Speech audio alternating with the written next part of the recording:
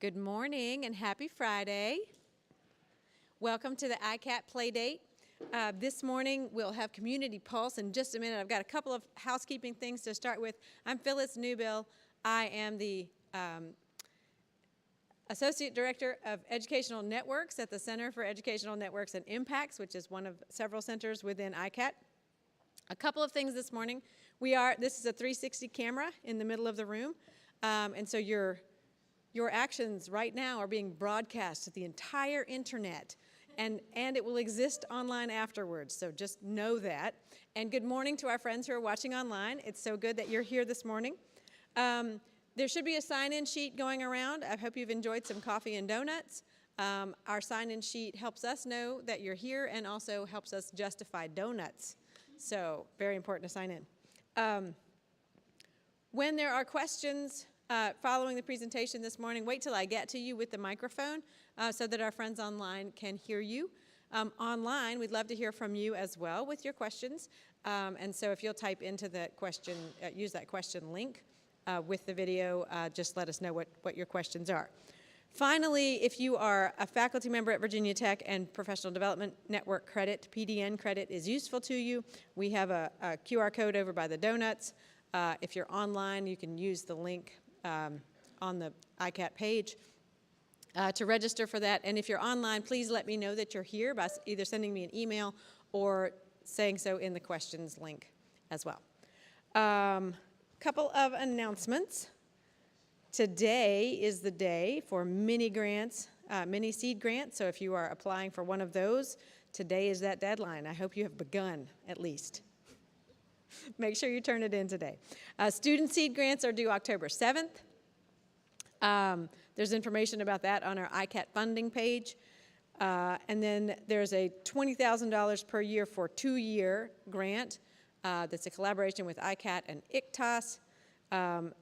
That's lots of, we just use letters together for fun.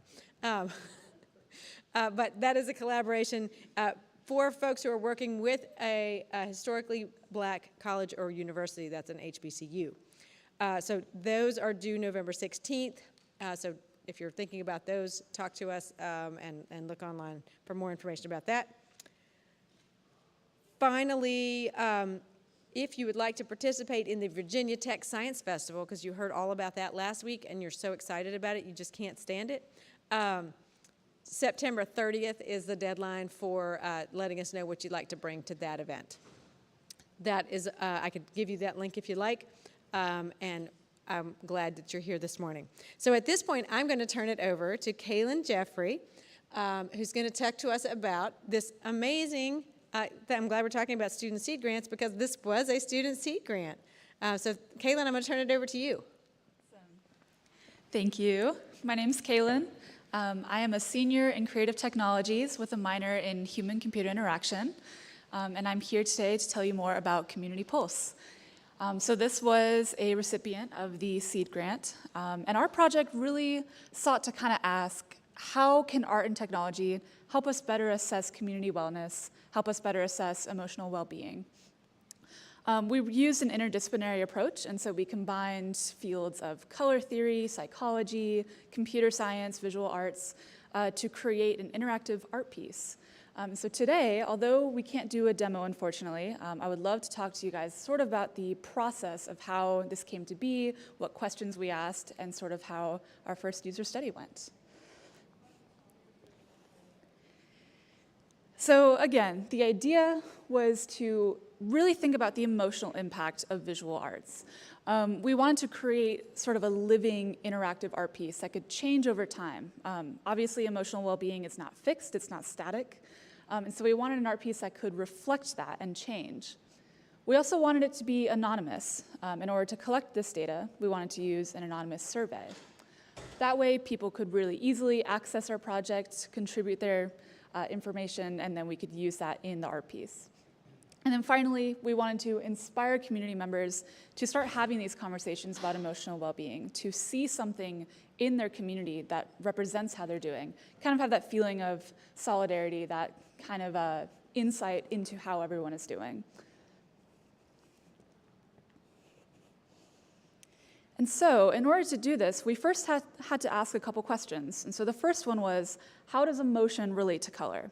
So of course, there's already some common societal ideas about this. So red is an angry color, or blue is a calm color. And although we kind of knew about some of these, we really wanted to have the backing of research.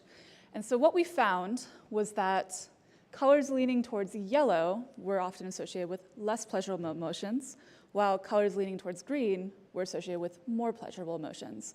And so this kind of gave us some insight into how hue might affect emotion, or what that kind of relates to. Next, we looked at brightness. You can kind of think of this as to how much black is in a color, how dark it is. We found that brighter colors were associated with more intense emotions. And then finally, saturation. This kind of relates to how much white is in a color or how faded it is. And we found that more saturated emotions pointed to more pointed emotions or more outward emotions. Once we had this information, we then had to think about how can we relate this and kind of create a new model that we can use in our survey. And so we actually found something called the PAD model. And this measures emotions on 3 different scales. One is how pleasurable emotion is, so how just good feeling it is. One is the arousal of emotion, or the intensity. You can sort of think of anxiety as being a really high arousal emotion versus being calm would be the opposite. And then how dominant an emotion is, so how pointed and how outward. Once we learned about this model, and once we looked at the research we had on HSB, we found that we could combine these into sort of a new model, which relates hue to pleasure, brightness to arousal, and then saturation to dominance. And so with this information, we could then really find any color and relate it to any emotion. And so what we were really happy to find, too, is that this still related to kind of those colloquial visions of color. And so a really angry color would be a bright red using this scale, which does sort of apply to what we already know about color in a very common everyday context. And so this is an example of that. A color that leans more blue-green, that's a little brighter, a little more saturated, that could be joyful. That's a rarely pleasurable emotion. It's a usually more high-intensity emotion, and it's more outward. On the opposite end of the scale, a really kind of darker color, a less energetic color, one that's a little more leaning towards the yellow, that could possibly be feeling depression or feeling anxious. And so really, even though these aren't, some of these might be a little different than what we might think, but using this scale, it really did help us kind of categorize color. And in turn, we could then measure emotional well-being using color and using data points of color. Finally, we had to formulate a survey, something that could collect this information from people, from willing users and participants, and then put that into our final piece. And so we first had to ask questions that related to the PAD model. We had to ask questions that measured something that's very subjective in a very objective way. And so that was sort of a challenge for us, thinking about how can we add numbers and measure emotion in numerical values. And then finally, we wanted to make sure that every survey could produce a unique color. Some of the types of questions that we asked in this survey were, for example, in the past 7 days, how many days have you felt low, apathetic, or slow? And so that then measures on a scale of 0 to 7, and then we can convert that into a value to help compute a color in our final code. Another example of this, we had different word responses, so which of the following best describes how others generally perceive your emotions? We would have 5 responses to those, and then depending on which answer you chose, we would then compute a number based on a scale. And so it was a lot of converting words and thoughts and feelings into numerical values that we could then use in our software. So even though this project is still sort of in a preliminary phase, we definitely would like to do more user studies. We want to kind of hone in on our research a bit. There still are some real-world applications, and so one of those is just having an emotionally moving art piece. We really approached this from an artistic background and wanted to create something that could have an emotional impact on someone. Someone could see it and really connect with and start to think about what that color might mean, what it means for them, their community, things like that. We also hope that if this piece were to be in a community, based on the color, based on the responses, programming and resources could be given to this community.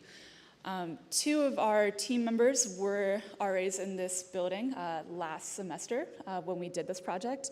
And so we were really coming at it from a, how can we understand this community? How can we help this community? And so we hope that if this were to be more fully developed and used more actively, that it could help do that for communities. And then finally, the scope of this project can be infinitely scaled. The survey, depending on who has access to it, it can be as small as a residence hall, it can be as big as an entire country if you wanted. It really just depends. You can share it as much as you want, and so the piece itself can adapt and change to how large a community is. So for our first user study, we actually did it in this exact room, in this residence hall. These are some graphics that we used to sort of advertise this and explain. And so we had some information about the goals, the how, including a link to the survey. And then we also had information showing how we did our research, what kind of information we found. And so you can see, again, we sort of have these different colors that can point to different emotions. And then we did our first user study. Like I said, it was in this exact room on this exact TV. We actually had a surprising number of participants, which was really, really exciting.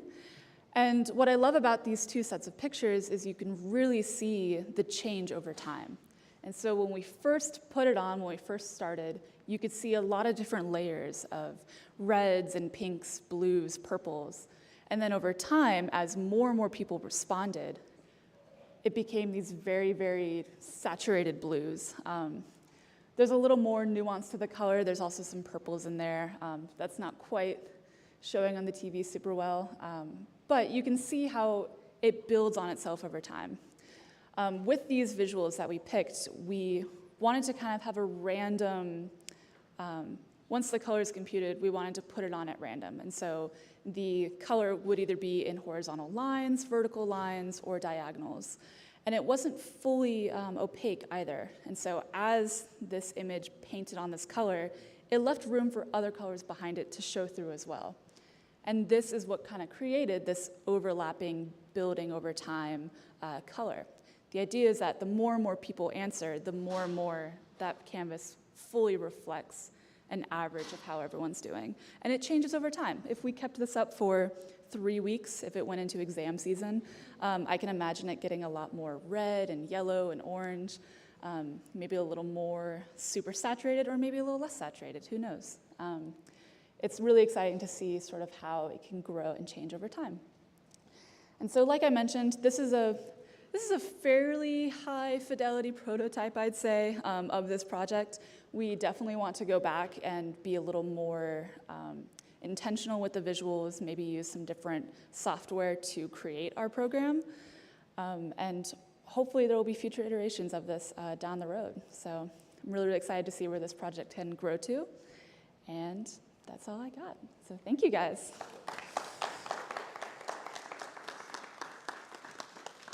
Thank you, Kaylin. That was wonderful. And I love that we are seeing pictures of the space in the space. It's kind of a meta. So we have some time for questions this morning. Let me know what questions are on your mind on this project.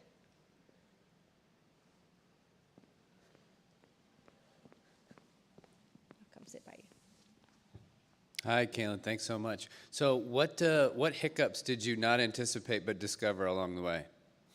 Yeah, so a lot of our hiccups came in the actual coding process.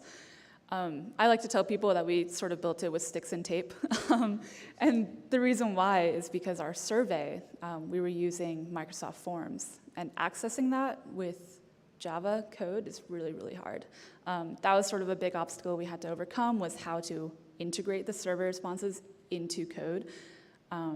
We ended up figuring something out for it, but of course we would definitely like to revisit that at some point. Yeah. Can you talk about your team? Did you do all the coding, or how did What kind of disciplines were represented Yeah. on your team? So my two other teammates were Anthony Cassat and Jade Scherer. And so Jade is a computer science major. She was sort of our head developer of our project. And then Anthony is a psychology major. And so we sort of had these two different disciplines, well, three including art, three different disciplines coming together. The good news is that I also had coding experience. And so once we really got into developing the software that made this happen, we were sort of able to bounce ideas off each other, sort of work on it together, and it just kind of grew organically like that. Yeah. Nice. Who else? Hi, I'm Chelsea. I'm just curious what you learned through the grant writing process and managing the grant that you might take with you. Yeah, so with the grant writing, it's kind of funny because I didn't really know much about the grants at first. And I came to ICAT with this idea and said, how can I work on this? How can I make this happen? And that's when I learned about the seed grant. And there was 3 days till the deadline.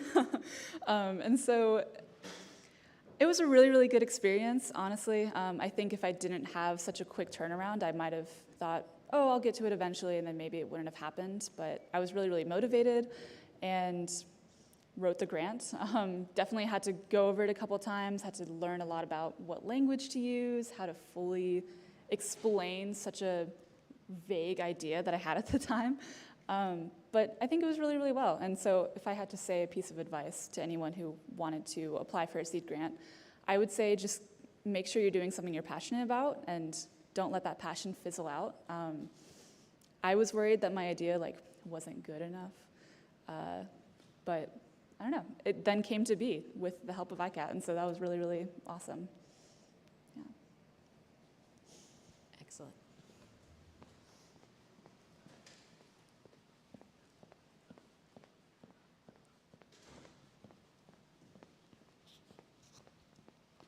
Hey, Kaylin, thanks for the great talk. So I wanted to ask about the data collection part. So I'm guessing with a survey that you access on a QR code that maybe a lot of people wouldn't take time to do it. I don't know how much data you were able to collect, but did you think about ways to scale up the data collection so that you could better reflect the community as a whole? Yeah, so there was sort of a balance to be found because when we first did this, we were definitely really looking at a residence hall community, and I kind of knew that college students might not be fully willing to engage in something if it took too much time. And so even though we had a lot of different ideas for how to collect the data, we did scale it back a little bit just to make it easier for someone taking the survey. And so what we ended up doing was having 3 questions per dimension of the model, or 4 questions, my apologies. So 12 questions total. And the idea was, hey, take this really, really quick survey. Don't think too hard about the questions, just answer based on your immediate thoughts and feelings about it. I could definitely see us scaling this up and getting a better overview of that information, asking more questions, getting more accurate results. I think it would maybe depend on the community, just because, like I said, in a residence hall community where you're really hoping for a lot of participation, we definitely wanted to make it the most accessible and easy, I would say. So I guess it really depends on the community how we would kind of scale those questions.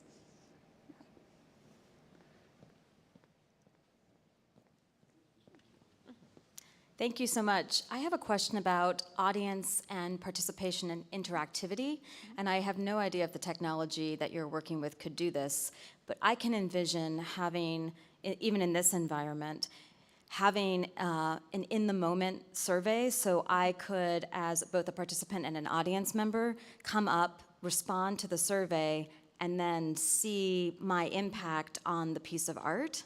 Yes. And I'm just wondering if that was something discussed and if that's something maybe you'll explore in the future.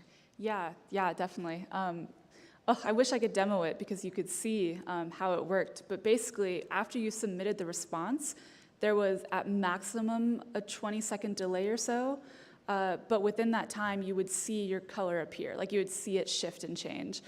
That was definitely something that we talked about from the beginning because we knew that there's something really satisfying about that interactivity, submitting something, looking up and seeing it change. And so we really wanted to get that as quick as possible. With what we were using, we got it to around 20 to 30 seconds. So, yeah. Wait, I'll come back.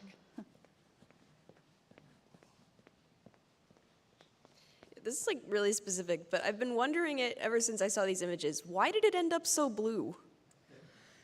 So an interesting point, actually. You could say that, oh, it's because people were feeling just kind of generally in the middle, in between. This color blue, like the blues that we ended up with, is almost perfectly average on the hue, the brightness, and the saturation.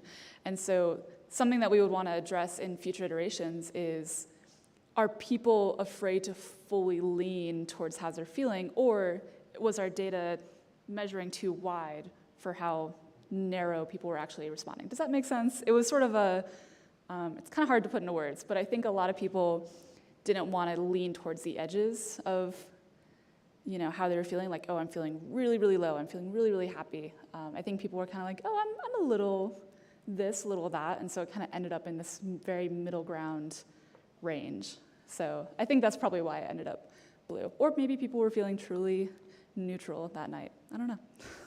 Let me do one of these that's online. I know, it's off. Hang on, sorry. Go ahead and ask your question. And I'll Okay. figure out the technology. This is like just kind of a random representation of who completed the survey. Did you consider representing it kind of spatially on the screen according to like different strata, like by gender, or by floor, or by major, or something like that? We thought about it. I think just for this iteration, we wanted it to be sort of general. I think something that we discussed during like our research and kind of formulating the concept too, was how we can display this in a way that's anonymous enough to encourage participation. And I think the more specific you get, the more specific it is based on the community. That would be really, really cool to see this sort of in bands based on the floor going up the residence hall. I think that'd be really, really cool. But then I wonder how that would translate to a space that's not a residence hall. So I think, again, it kind of depends on the community. We wanted to go as general as possible to show that it could be anything or anywhere. So this is a question from online, thank you. I've seen therapists my whole life and was raised in a family of psychologists where mental health was put at the center of our well-being. So I love your project. One of my healthcare providers recently started implementing a survey that I fill out twice a month with questions that are very similar to those on your survey. However, I don't get to see the data for my monthly responses. The data of my responses are tracked and graphed somewhere on my patient file, but I don't get to see them. I'd love to see my forward or backward progress myself, so I love the idea of visually seeing the results of your surveys. So first, I think you should connect with Carilion Clinic's psychology department. And the question is, if you could make a pitch to a large healthcare system about visually seeing one's data, what would you say? Ooh, That's a great question. That's a really, really good question. I don't know. I personally come from an arts background, and so, I don't know, a lot of my life is spent really saying, this is why art's important, this is why it's so important. And so I feel like if I were to make a pitch, I would really focus on the impact of art and how visual arts can represent things that can't easily be shown in numbers and figures. There's something really impactful about color, and I mean, we're surrounded by color, we respond to color in a lot of different ways, sometimes in ways that we and scientists don't even fully understand. And so I think I would probably say, color is such a approachable and understandable way of showing mental well-being. I could probably think of some other really, really deeper stuff too, but yeah, I think that would sort of be the focus of that pitch, is just color is accessible. Everyone knows about color, everyone sees color, everyone has heard of what color means. So I think that would sort of be the focus of the pitch, is it's accessible, it's approachable, and it can show a lot, even though it is just a color, so.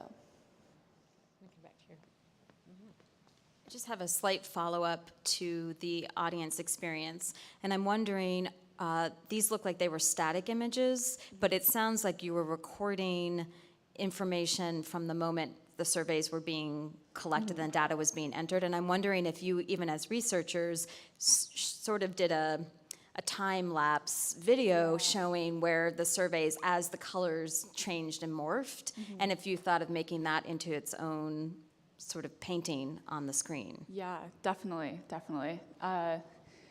Another fun thing that sort of just was a side effect of how we wrote the code is that if you turn off the program and then start it up again, it really quickly populates the canvas with all of the responses. And so what we could do is somehow collect that, whether like screen record it, or I'm sure there's a more complex way of getting that image. But yeah, when you start the program, you see all of the responses really, really quickly populate. And so it sort of becomes a sort of time lapse. It's not true to, like if there was a 20-minute gap between this survey answer and this one, but yeah, it does show them all like really quickly in succession. So it's really cool to see it kind of grow really quickly to where it was at the most recent response. So, yeah. I'm also fascinated by the time-lapse option. There are definitely some moments in history that I would have loved to see what the image looked like before and after. Another from online. So interesting, what kinds of applications do you foresee in other areas or further with this community? What's the next steps? Yeah, I would really love, I mean, a lot of my work that I'm doing right now really does focus in on like the college experience. Like I said, I was an RA last year. I'm still working with undergrads at this time too, and I am one as well. And so I personally see this really expanding and growing in the college setting, not just a residence hall though. I could definitely see this being the entire college. I remember in the very beginning of having this idea, I imagined it being projected somewhere on campus. And again, I think that was a little too far for where we're at with this project right now. But I don't know, I think it's just what's really valuable about it is having it in a public space within that community. I could see this in a city. I could see this in just even a small town. I could see this with visitors of a museum or visitors of a specific landmark. Really, what's cool about it is that it can go anywhere. And yeah, I don't know. I am really excited to see it grow and see it in different places. But I don't have really any specific places that I would want to see it, just sort of try things out. Excellent. I will go ahead and say publicly, I would say this privately as well, but there are people in this room who can do all of the things that you just said. So, like, you're in the right place. And there's actually a few that aren't in the room right now who can also help, but they're part of the community, so.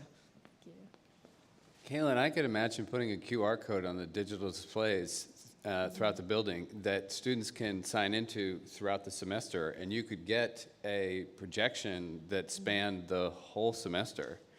Yeah. And that would be really interesting. And we could even use that as a tool to think about the type of programming that we do at different types of the semester based on students' needs at that time.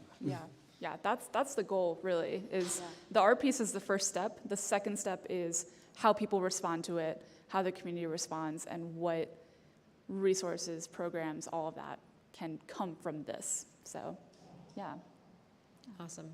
I can also imagine a city, like if I were the mayor, I'd want to have one of these in each community, in each of the neighborhoods, and then I would be at my security desk and watching, like, ooh, bad moods over here. I need to figure out what's happening. Anyway, I think it definitely has some potential that way. Other questions? We've got just time for a couple more. I'll come back to you. Okay, I don't know. I was just kind of thinking about how else this could be kind of showcase vehicle, because I really like the morphing and the change of basically the concept of that. But I thought it'd also be kind of cool if we could kind of also show snapshots of different things, like people were talking about certain gender genders and majors, and during finals, like everybody would be really mad or like really sad, so it would be like weird. But I thought that'd be kind of even like a whole exhibit of those. That'd be kind of pretty a cool concept that, I don't know, I just thought I'd throw that out there if that would be a cool idea. Yeah, I can definitely see that for sure. We had actually thought about collecting that type of information in the survey. I think for just this initial first step, we wanted it to be as anonymous as possible. Because when you start collecting demographic information, it starts to get a little dicey with research and yeah.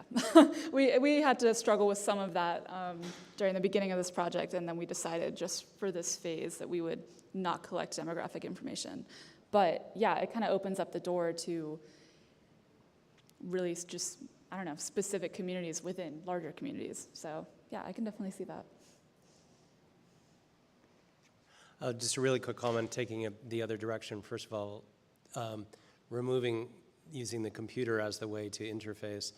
What a lot of researchers in psychology with emotion look at is actually moving things like springs, because that moves you off of this problem of everybody sort of being average.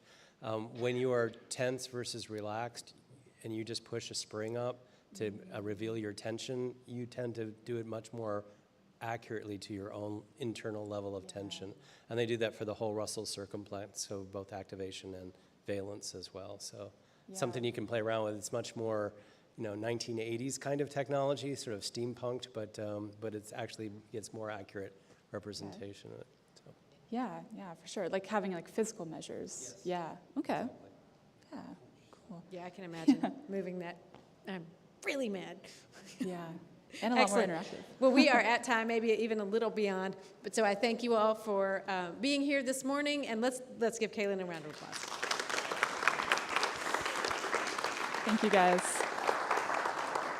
There's more coffee and donuts around. Next week, we will be here again talking about the New Media Caucus with Zach, Meredith, and Nate, and we're so excited to hear from them. I hope you'll be here for that as well. Thanks.